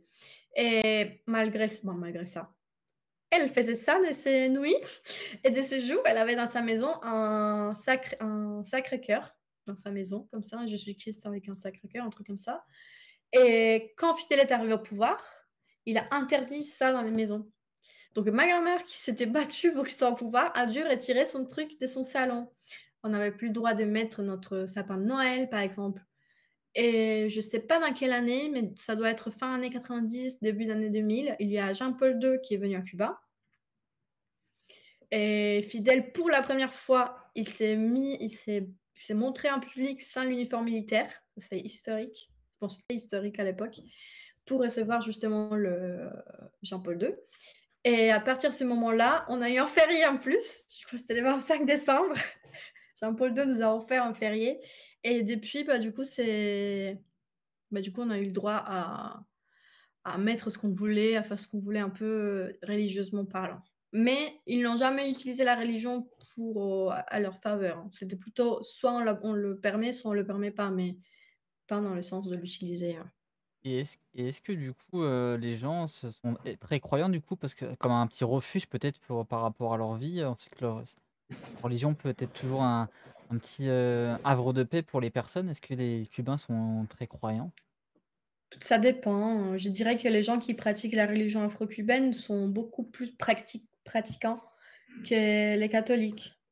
Mais parce que la religion même l'impose, dans le sens où ils doivent faire de certaines choses ou certains événements.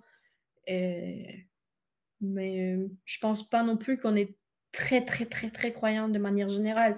Mais après, c'est au cas par cas.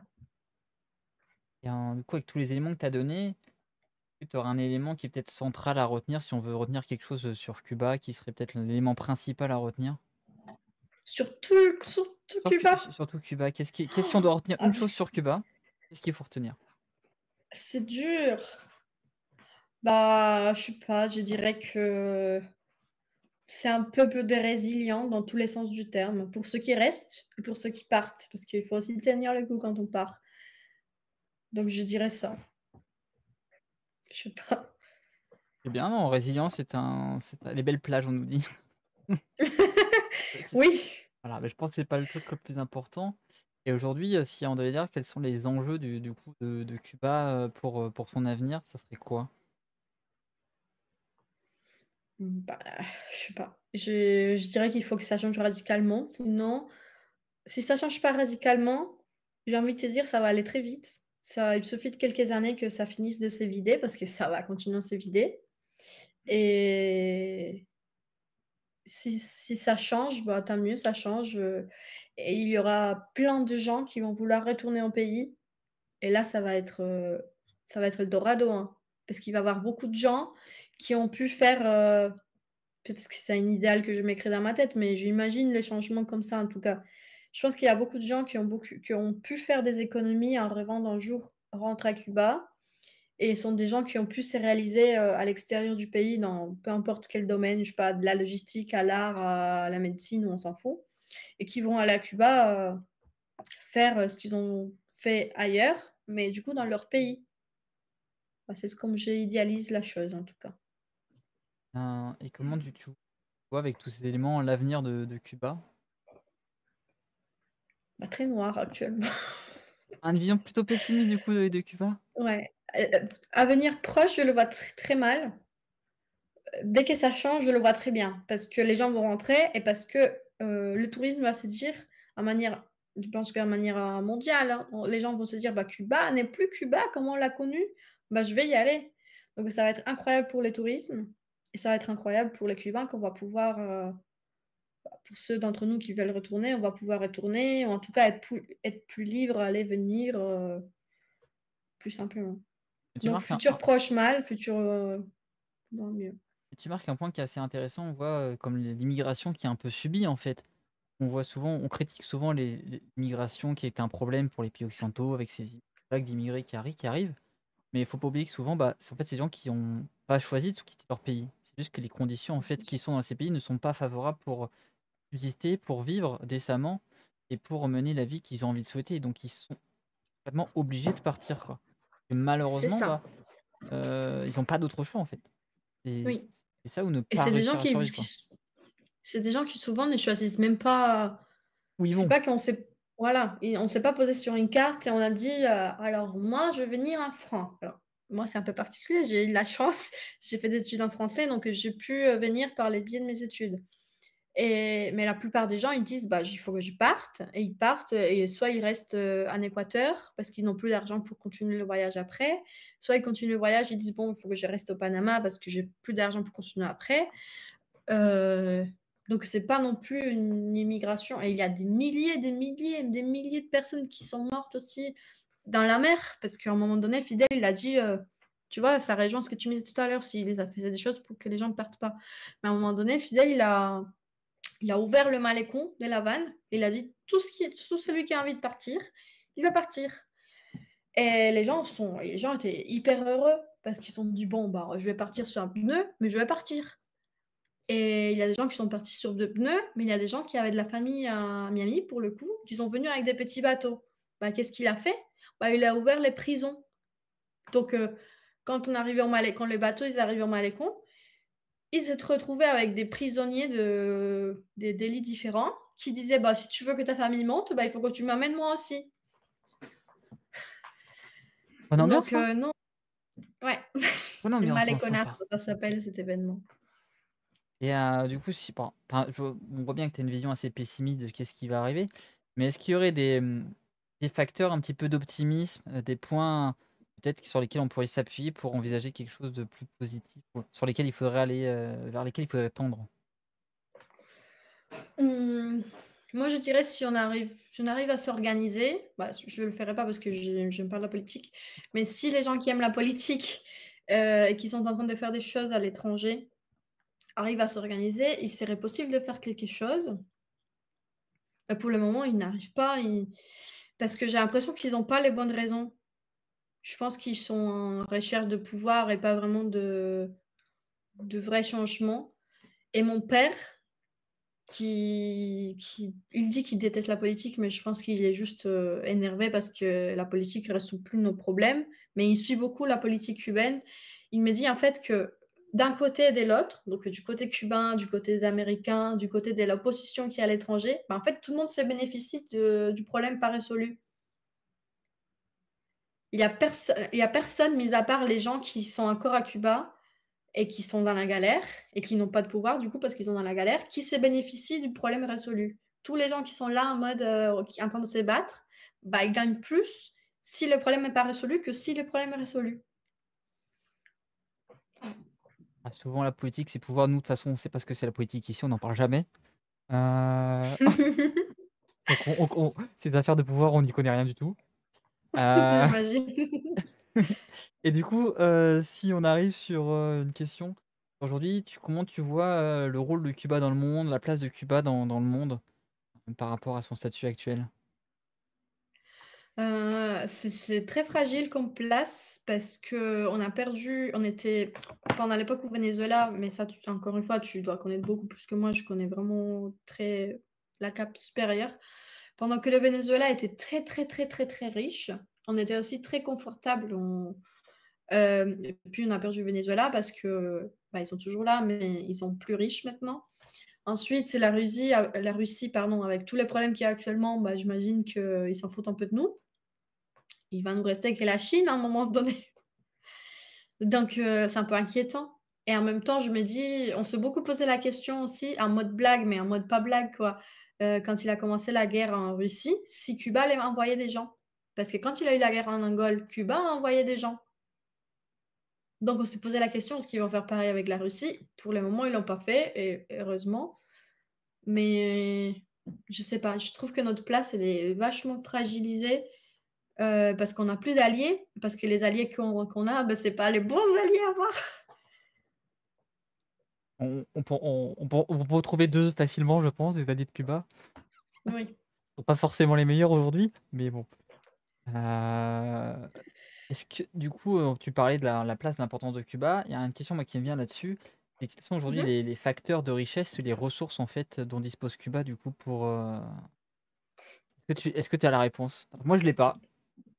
Je l'ai pas, hein, mais je l'ai pas, mais j'y crois que ça doit être le tourisme quand même. Moi, j'avais le tourisme en tête. Bon, mais après les autres, j'avoue, je sais pas du tout. Ouais, je dirais le tourisme.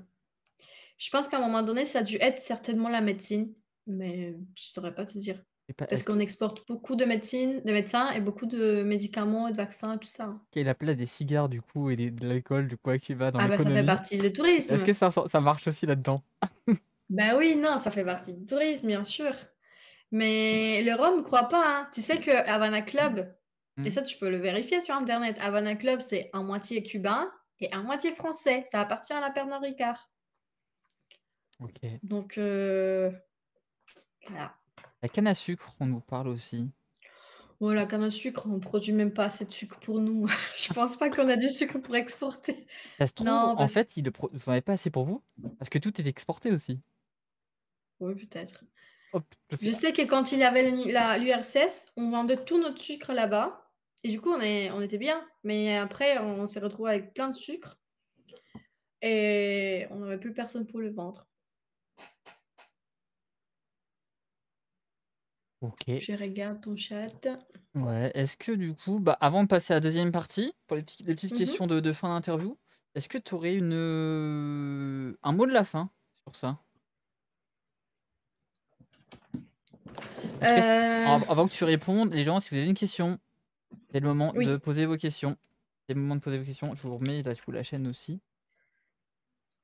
En fait, ce que je voudrais dire, c'est que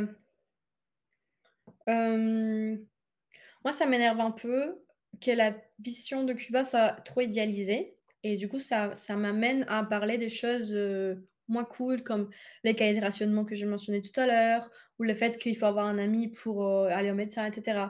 Mais en fait, je vous parle de ça parce que c'est les côtés moins connus. Mais ça n'empêche pas le bon côté des choses que vous connaissez déjà ou que vous pouvez connaître par ailleurs. C'est juste que les choses dont je vous ai parlé aujourd'hui, parce que c'est venu comme ça dans la conversation et parce que ça vient dans mes conversations dans les rares occasions où je parle de Cuba, ce n'est pas tout. C'est juste le côté que vous allez moins trouver ou dont on va moins vous parler et c'est important de le toucher.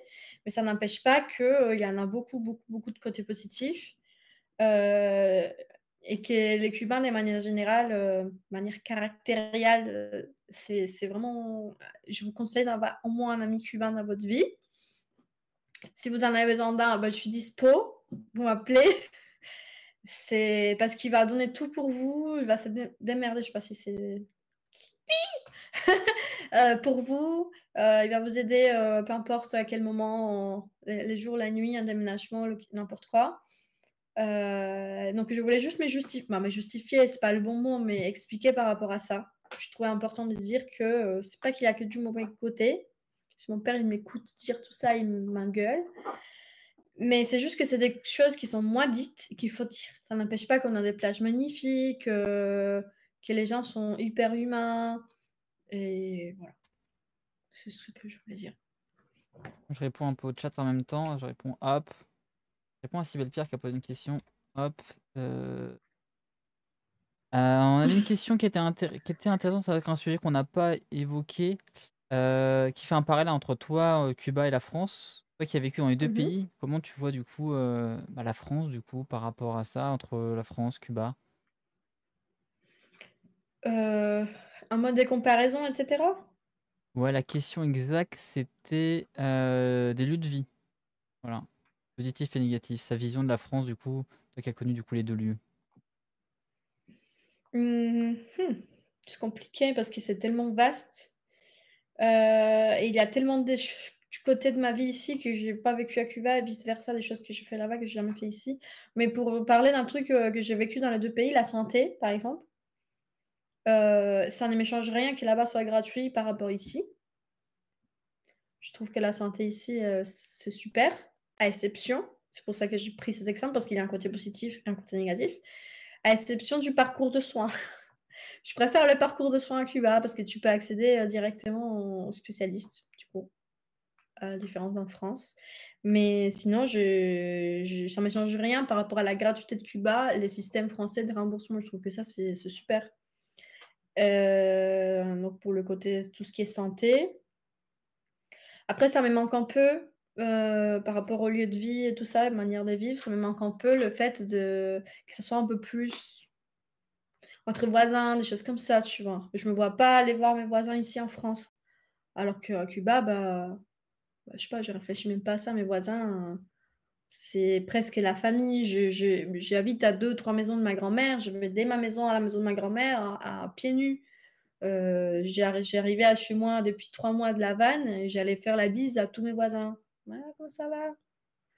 Donc ça me manque.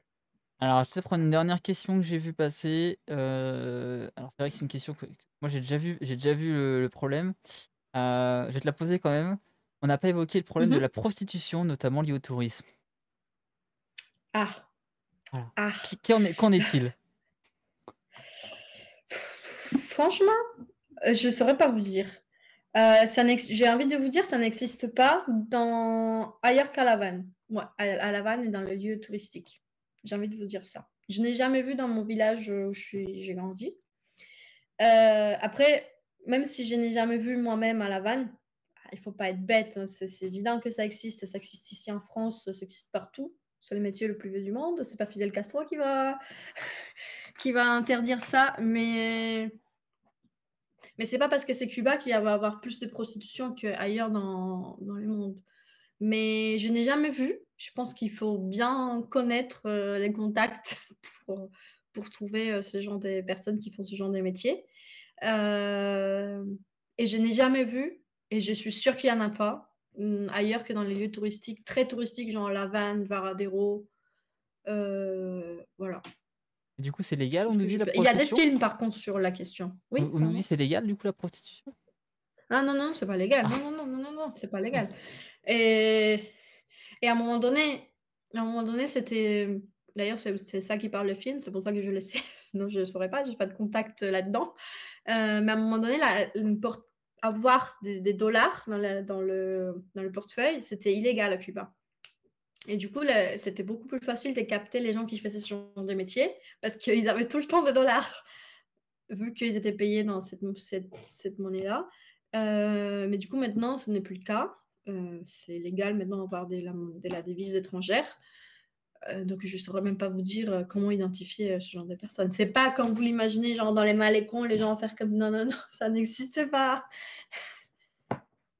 Eh ben, ok. Eh ben, en tout cas, merci à toi pour ces réponses. Alors, sans transition aucune, moi, je passe à la deuxième partie. Vous avez encore des dernières questions, ce sera le moment de les poser. Ce sera le dernier moment de poser des questions avant qu'on conclue cette interview. En tout cas, merci à toi pour tes réponses et ton assez intéressantes sur l'histoire et le vécu, du coup, l'aspect social et historique et politique de Cuba. Je remets ta chaîne, du coup, pour ceux qui veulent aller follow. N'hésitez pas à follow notre ami Yannis Ramirez du Phare Contemporain qui vous amène à la découverte de l'histoire contemporaine, de l'histoire de l'art contemporain. Alors, en aucune transition, aucune, tu auras une citation Mhm. qui te représente ou en rapport à Cuba. Un rapport à Cuba? Oh mince! Non, parce que quand tu m'as dit que cette question elle allait peut-être arriver, j'ai beaucoup, beaucoup, beaucoup, beaucoup réfléchi à quelle citation dire. Et il y en a une qui m'est venue tout de suite, mais qui n'est pas en rapport à Cuba. Donc maintenant que tu me dis rapport à Cuba, tu me rends la chose difficile. Alors, Bah, je peux te dire une citation qui est un Vas-y. peu qui suit mon quotidien, mais qui n'a aucun rapport à Cuba. C'est plutôt un côté avec mon lien à l'art et tout ça. Et c'est une citation à peu près, hein, et c'est en mode, c'est des gens d'Ormesson. Ormesson, c'est ça? Tu me corriges? Ouais, Jean Django. Dormesson? Non. Ouais, j'aime beaucoup. Et qu'en gros, qu'il disait, on peut très très bien vivre sans art, mais on vit beaucoup beaucoup moins bien. Donc, pour ceux d'entre vous qui n'ont pas envie de vivre sans art, vous pouvez aller me voir. Voilà, petite transition pub. C'est- J'aime beaucoup, beaucoup, beaucoup, beaucoup cette citation parce que c'est vrai, on n'a pas besoin d'art pour vivre, mais bon, est-ce qu'on vit moins bien? Ça, je sais pas. Ok, merci. Alors, maintenant, est-ce que tu aurais une lecture, un podcast, YouTube à nous conseiller sur le sujet? Sur le sujet cubain, il y a un YouTuber cubain. Donc, si vous parlez pas espagnol, ça va être un peu compliqué. Qui Hablo s'appelle. espagnol mucho bien. Ah, bah super! Il s'appelle Franck. Je le mets dans le chat en même temps. Je voulais le faire en Il espagnol s'appelle Franck. le live, mais je me suis dit, bon, c'est peut-être un peu compliqué avec les viewers, hein. Hmm. Bon, il s'appelle Franck Camayeris. C'est un youtubeur cubain. Maintenant, il habite en Espagne depuis peu. Pareil, il a dû quitter le pays. Et il a à peu près mon âge. Je ne sais pas l'âge de tes viewers, c'est pour ça que j'ai changé des notes à mon âge. Il a à peu près mon âge. Et sinon, j'avais un podcast à recommander, mais plutôt côté art. C'est les podcasts Pressantes, donc écrit en écriture inclusive, pressante.e, des Camille Barlin, c'est une critique d'art, et j'aime beaucoup. Et c'est un bimensuel, je crois. Et il est vraiment très, très, très bien. Je recommande ça comme podcast en français, du coup. Et est-ce que maintenant, tu aurais une petite personnalité historique, politique favorite? Oui, on en parlait tout à l'heure.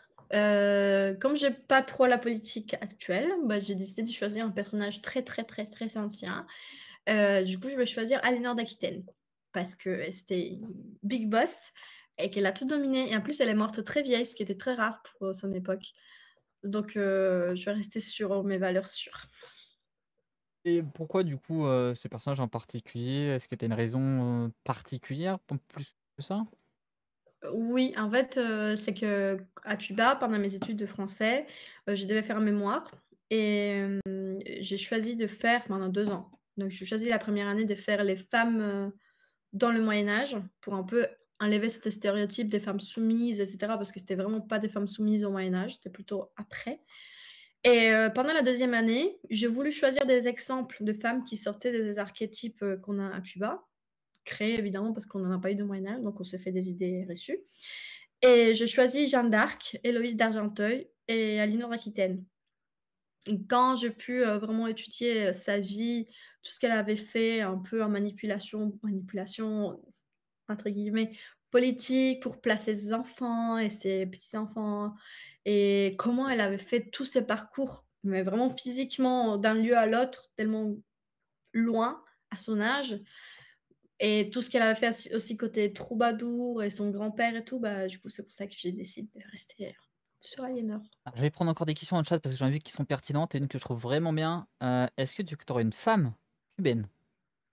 Connue, Co- il y a Connue ou pas il y a une connue, mais en tout cas écrivaine. à nous recommander. Bah, je vous recommande ma mère.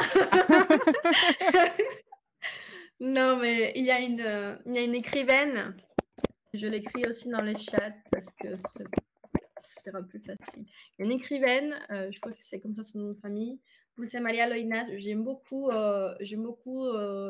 ses poésies, mais j'aime beaucoup surtout ses lettres. Il a ses lettres avec ses compagnons qui ont été publiées et c'est vraiment un régal. Et puis il y a une artiste plasticienne qui s'appelle comme ça. Qui fait la peinture, il fait comment ça s'appelle? Il fait des muraux, il fait des vitraux, il fait voilà, beaucoup de choses. Il y a même des hôtels très anciens, genre l'ancien Havana Hilton, qui est maintenant c'est Havana Libre. Il est décoré avec des peintures de cette artiste. Ok. Et maintenant, du coup, où est-ce qu'on peut te retrouver? On peut me retrouver sur Twitch, là, quand je vais revenir. Le Quand, plan, c'est de revenir. quand est-ce que ton prochain stream, du coup?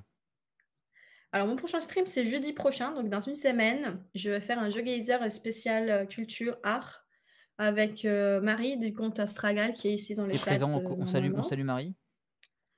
On va faire un jeu gazer. On a trouvé un mode qui nous pose dans les musées dans le monde. Et moi, je triche, elle ne triche pas. Donc, choisissez quel stream vous avez envie de voir. Et du coup, on va faire Ah, ça bravo. jeudi prochain. Triche. Et le but, c'est à partir de la semaine d'après, c'est de faire 2 streams par semaine. Un, moi toute seule en train de parler parce que je parle beaucoup. Et l'autre, c'est avoir un invité. Donc, on va avoir Romain du Flot de l'Histoire prochainement sur mon stream. Est-ce qu'on dévoile notre sujet ou pas? Ah non, c'est surpris, c'est pas drôle sinon. Ok. Bon, on ne dévoile pas, mais bon, on sera ensemble tous les deux en stream sur un sujet qui lie le flot de l'histoire et l'art contemporain. Et donc ça, c'est le plan sur Twitch. Et ensuite, on peut me retrouver sur TikTok où je poste des vidéos et sur Insta où je poste les mêmes vidéos. Donc, je vous recommande vraiment d'aller me suivre sur TikTok ou sur Insta, pas sur les deux parce que vous allez voir le même contenu. Voilà. Et on avait une dernière question, je pense que je vais te poser, qui était la question de Thomas, qui était posée tout à l'heure. Alors, je sais pas si tu as la réponse, parce que c'est un peu... Faut connaître. Est-ce que tu as une comparaison possible entre Haïti et Cuba?